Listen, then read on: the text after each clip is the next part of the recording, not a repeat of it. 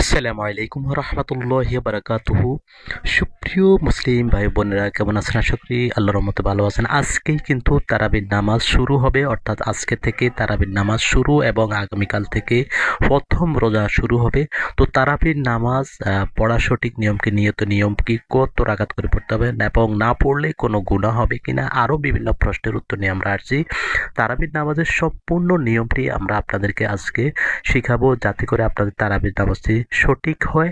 তারাবির নামাজ কত রাকাত পড়তে হবে? তারাবির নামাজ 20 রাকাত পড়তে হবে। যেহেতু রাসূলুল্লাহ সাল্লাল্লাহু আলাইহি সাল্লাম 20 রাকাত তারাবির নামাজই পড়েছেন। কোন সূরা দিয়ে পড়তে হবে? আপনারা তারাবির নামাজের সঠিক নিয়ম হচ্ছে, আপনারা যে 20 রাকাত পড়লে যে আলামদ থেকে আলামতারা পর্যন্ত, অর্থাৎ আলামতারা থেকে নাস পর্যন্ত 2 বার পড়তে পারেন, কোনো সমস্যা নেই। অর্থাৎ ধারাবাহিকভাবে যে সূরা ফাতিহার পরে আলামতারা থেকে যে নাস পর্যন্ত 2 বার পড়লে 20 রাকাত, 10 করে 20 রাকাত হয়ে যাবে। নিয়ত কিভাবে করতে হবে? আসলে নিয়ত কিন্তু মুখে করা কিন্তু শর্ত না।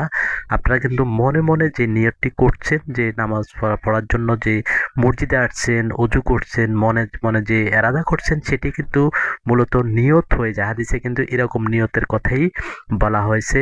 নিয়ত হচ্ছে এরাদাতুল কলব, বা আন্তরিক ইচ্ছা পোষণ করা, এটাই হচ্ছে নিয়ম। তারাবির নামাজ কি? তারাবির নামাজ সুন্নতে মুআক্কাদা, আপনাকে পড়তে হবে।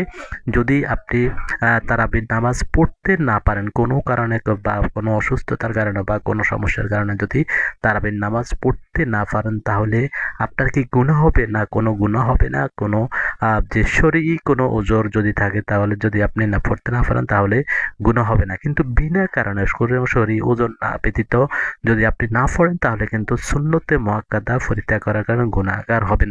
মুনাজাত আপনারা ইচ্ছা করলে প্রতি 4 রাকাত যখন সম্পন্ন করবেন, তখন আপনারা মুনাজাত করতে পারেন। আর যদি চান, যদি না, আপনারা 20 রাকাত সম্পূর্ণ করে কিন্তু মুনাজাত করতে পারেন। অনুরূপভাবে মা বোনরাও ঠিক অনুরূপ একই নিয়মে মুনাজাত করতে পারেন, কোনো অসুবিধা